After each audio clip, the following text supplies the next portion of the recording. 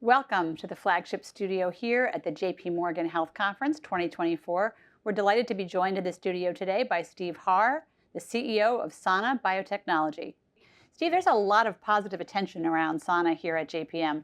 What's that about? Tell us, if you could, summarize your presentation yesterday at the conference.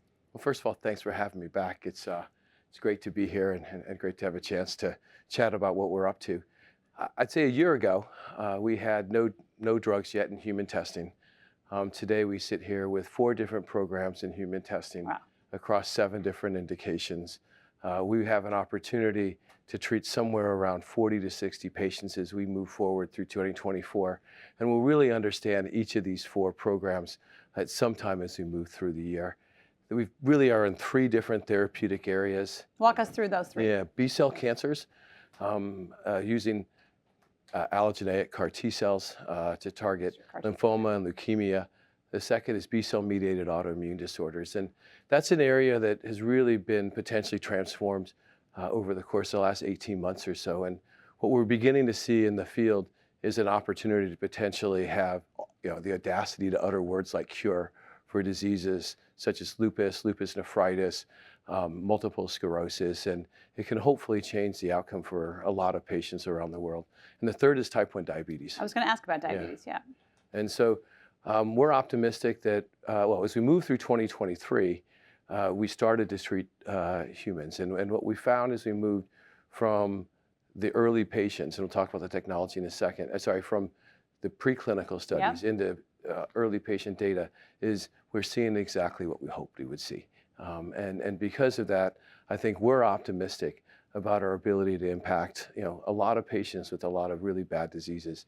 And I think increasingly others are optimistic that we may be onto something. And it's early though, and we're going to have I think most people recognize drug development has this tendency to have good days and bad days, and human biology has a way of humbling us all. And I'm sure there will be some challenges ahead, but at least for a day or two, people seem to be liking the way the data are evolving. Sounds like you are too. Yeah. And you mentioned the technology. Underlying all those programs is your technology platform. You want to talk about it a bit? Sure. So actually, the company really started around 2 relatively audacious goals. One was to be able to hide allogeneic cells from rejection. If you put my cells in you, your body will see them as foreign and reject them. And that's been really the major limiter of being able to go forward and scale a whole bunch of areas of transplant medicine and cellular therapy. Mm-hmm. The other goal has been to deliver genetic material into cells in a targeted way, in a specific way.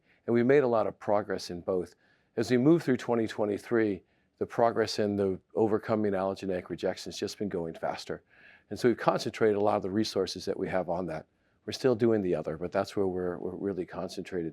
And I would go so far as to say we've proven that we can overcome allogeneic rejection as a problem for mice, for humanized mice, for non-human primates. And really now what we're beginning to see is that preclinical work is translating into people, which is what we're after. I'm going to remind you that when you were in this chair last year and I asked you for a big leap in 5 years, it was proving once and for all that we could hide allogeneic cells from rejection. Sounds like you feel very good about the progress, 20% into your 5-year goal. Yeah. I wouldn't say we've definitively proved it if that was really the way we framed it. I think what I would say today is everything that you would want that we've seen is consistent with the fact that we are able to evade detection of the immune system. And that's a wonderful place to be because it gives us a chance to think about really difficult diseases. And so much of pretty much every disease you can think of is caused by damage to or misfunction of a cell.